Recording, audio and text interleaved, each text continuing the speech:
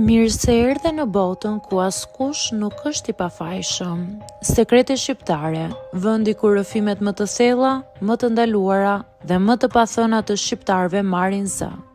Na bëni subscribe për histori të ndryshme.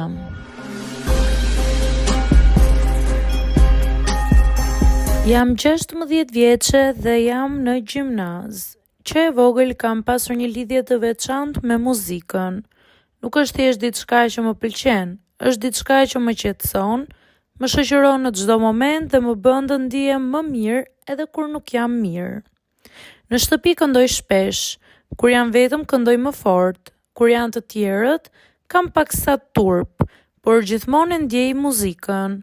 Nuk kam bërë ndonjë kurs profesional, nuk di nota siç duhet, por kam mësuar gjithmonë një ndjesi që e kuptoj muzikën në mënyrën time.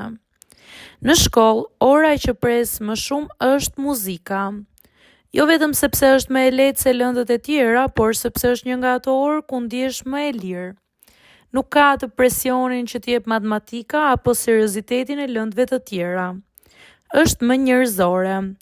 Profesori ynë i muzikës është një tip që bie në sy, rreth të 40 gjithmonë i rregullt, me stil, me një mënyrë të folurit që të tërheq vëmendjen.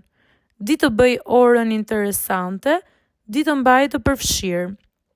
Por ka edhe një anë tjetër, një anë që ne vajzat e kemi vënë re. Ai bën shumë komplimente, sidomos për vajzat e bukura. Ndonjëherë është thjesht një fjalë e mirë, ndonjëherë duket sikur shkon pak më tej. Shoqet e mia shpesh thonë, "Ky është pak që i fli vajzash." Unë zakonisht qesh dhe nuk e marr shumë seriozisht. Për mua rëndësi ka muzika. Një ditë gjatë orës po bënim një ushtrim dëgjimi. Profesori vendoste pjesë të ndryshme muzikore dhe ne duhet të dallonim ritmin, ndryshimet, detajet të vogla që jo të gjithë i kapin. Unë isha shumë e përqendruar, e ndjeja muzikën. Nuk e mendoja shumë, thjesht e ndiqja. Në një moment ai u afrua pranë meje.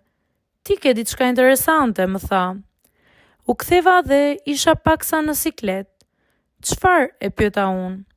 Ai buzëqeshi dhe më tha, "Ke veshin e mesit shumë të zhvilluar."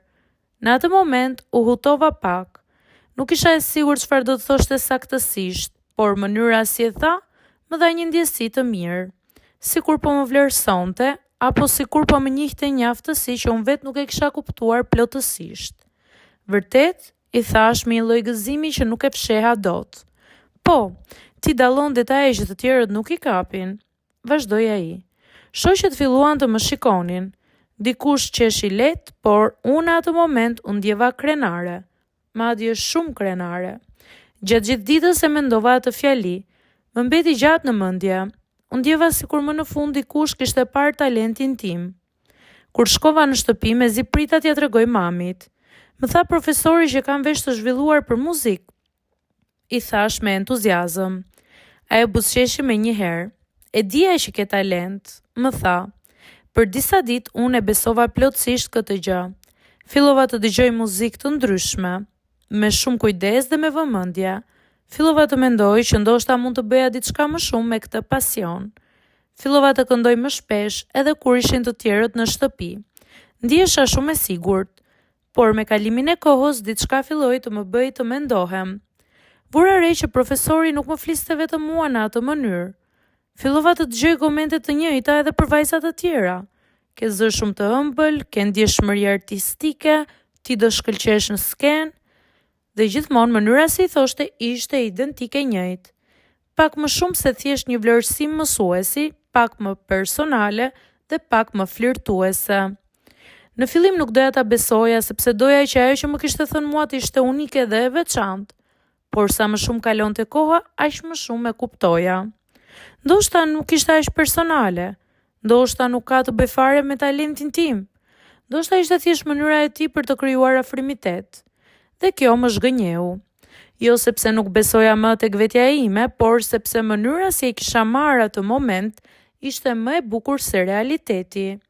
Megjithatë kishte diçka që nuk ndryshoi, dashuria ime për muzikën, sepse pavarësisht qëllimit të tij, ajo ndjesi që më dha në atë moment ishte reale. Ai besim që unë ndjeva ishte imi.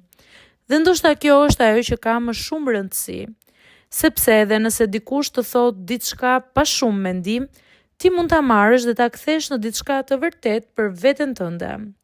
Sot kur e mendoj atë moment, nuk e shoh më si një kompliment të pastër.